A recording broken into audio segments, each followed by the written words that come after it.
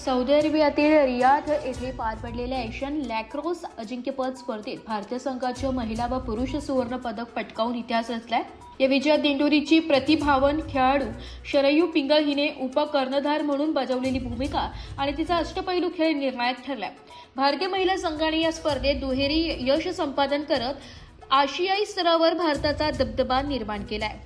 Saudi अरेबियातील Riyadh येथे दिनांक 1 February ते 6 फेब्रुवारी 2024 या कालावधीत संपन्न झालेल्या आशिया लॅक्रोस चॅम्पियनशिप 2026 या प्रतिष्ठेच्या स्पर्धेसाठी 19 वयोगटातील महिलांच्या संघाची उपकर्णधार असलेल्या शरयू प्रशांत पिंगळ हिच्या नेतृत्वाखालील भारताच्या लॅक्रोस संघाने पाकिस्तान, इराक, सौदी अरेबिया या संघाचा सलग 3 सामन्यात पराभव करीत विजयी घोडदौड सुरू ठेवत अंतिम फेरीत प्रवेश केलाय।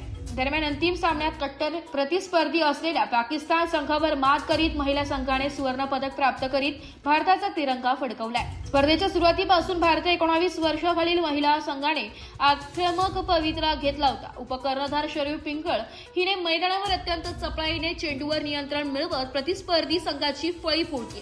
अंतिम सामन्यात दबावाच्या क्षणी शरयूने केलेल्या अचूक पासेस आणि बचावात्मक खेळीमुळे भारताला विजय मिळविणे सोपे झाले।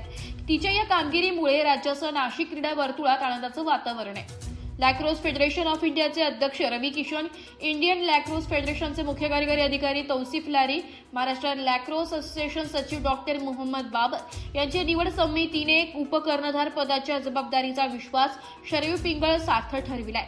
शरयू ही प्रशिक्षिका श्रीमती राठोड, पियुष खोपे, प्रतीक तसेच पालक डॉक्टर प्रशांत पिंगळ, डॉक्टर गौरी पिंगळ यांचे मार्गदर्शन लाभले। एस मराठी न्यूजसाठी तालुका प्रतिनिधी सौरभ पाटोळे, वणी।